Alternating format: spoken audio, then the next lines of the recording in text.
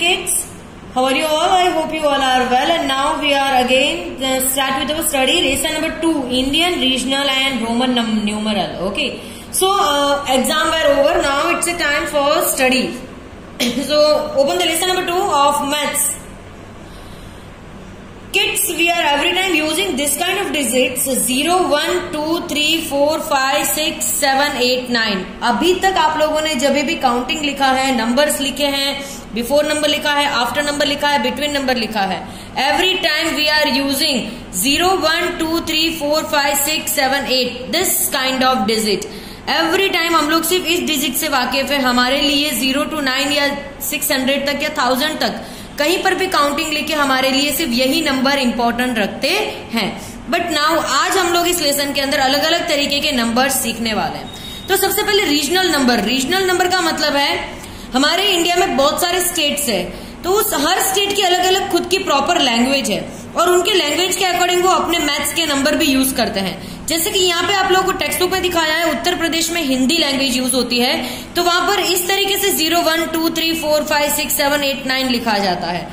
ओडिशा में ओरिया language use होती है, गुजरात में गुजराती लैंग्वेज यूज होती है, कर्नाटक में कन्नड़ लैंग्वेज यूज होती है, वेस्ट बंगाल में बंगाली लैंग्वेज यूज होती है, महाराष्ट्र में मराठी यूज होता है, that is quite similar to Hindi numeral, and Punjab में पंजाबी यूज होता है.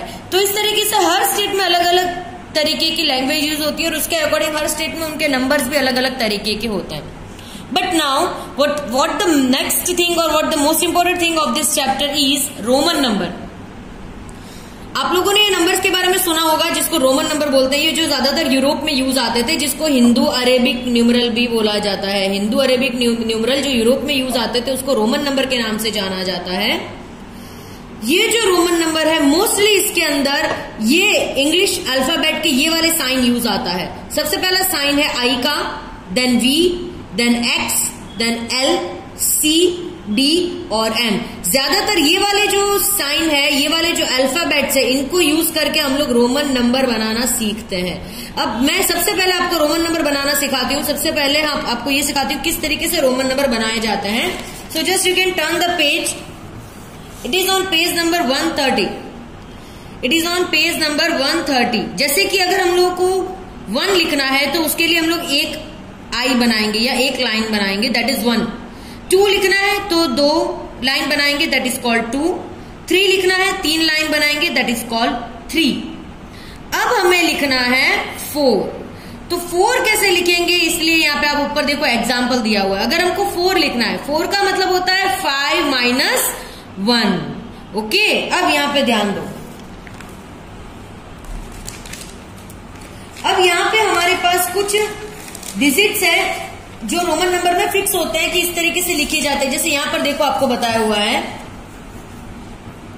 1 जो है वो ऐसे लिखा जाता है, 5 जो है वो ऐसे लिखा जाता है और 10 जो है वो ऐसे लिखा जाता है. अभी हम लोग सिर्फ इस पे कंसंट्रेट करते हैं.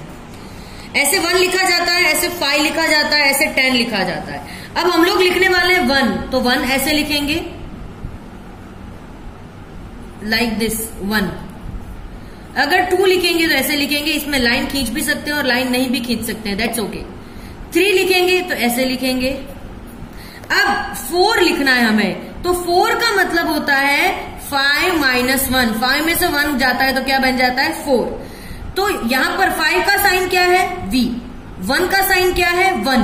तो जब हमें किसी डिजिट को माइनस करना है तो हम उसके आगे लिखेंगे. जैसे V के आगे अगर 1 लिख दिया तो ये हो गया 5 minus 1 is equal to 4. ये चीज आपको याद रखनी है कि जब भी हम लोग 4 लिखेंगे तो 4 हम लोग ऐसे क्यों लिखते हैं. इसके पीछे का रीजन ये है कि ये जो V जो है ये 5 दिखाता है और ये 1 जो है ये 1 दिखाता है. तो 5 में से 1 गया, आगे लिखना इसका मतलब माइनस होना. 5 में से 1 माइनस हो गया, इसका मतलब बन गया 4. 5 minus 1 is equal to 4. ये V है, उसमें से 1 अपने को माइनस करना है, तो V के आगे 1 लगा दिया तो ये बन गया 4. ओके, अभी हम लोग लिखेंगे 5, तो 5 तो हमें लिखना आता है. अभी हम लोग लिखेंगे 6. 6 कैसे लिखते हैं, 5 plus 1 is equal to 6. 5 का सिंबल है V, 1 का सिंबल है 1. अब अगर हम लोग को प्लस करना है तो पीछे लिखेंगे, प्लस करना है तो राइट हैंड साइड में लिखेंगे, माइनस करना है तो लेफ्ट हैंड साइड में लिखेंगे. ये देखो ये लेफ्ट हैंड साइड है और ये राइट हैंड साइड है। तो जब माइनस करना है तो लेफ्ट हैंड साइड में लिखेंगे, जब एडिशन करना है तो राइट हैंड साइड में लिखेंगे। तो अगर हमें 6 लिखना है तो ऐसे लिखेंगे 5 and 1 6। 7 लिखना है तो ऐसे लिखेंगे 5 then 6 then 7। 5 plus 1 plus 1, 5 plus 1 plus 1 मतलब 7, 5 6 7। अब अगर हमें लिखना है 8 तो हम लोग कैसे लिखेंगे 5 then 1 2 3, तो ये हो गया 8।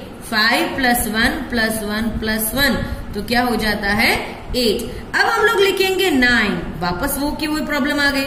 9 जो है वो ऐसे लिखा जाता है, इसके पीछे का रीजन मैं आप लोगों को समझाती हूँ। 9 का मतलब होता है 10 minus 1। अब 10 का सिंबल हम लोगों को यहाँ पे दिया हुआ है x का, तो 10 का सिंबल होता है x। अब हम लोगों को -1 करना है तो 1 कहाँ लिखेंगे, रोमन नंबर वाला 1 कहाँ लिखेंगे, आगे। तो ये बन गया हमारा 9। तो 9 जो है वो ऐसे लिखा जाता है, ओके।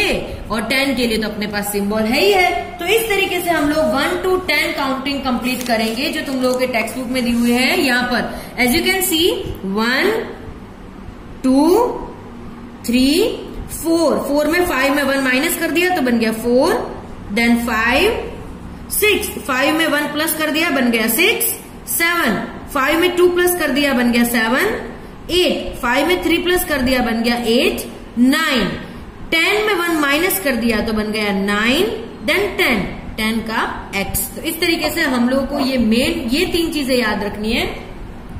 इस 3 सिंबल को याद रखने के बाद हम कोई भी डिजिट कंस्ट्रक्ट कर सकते हैं, ओके।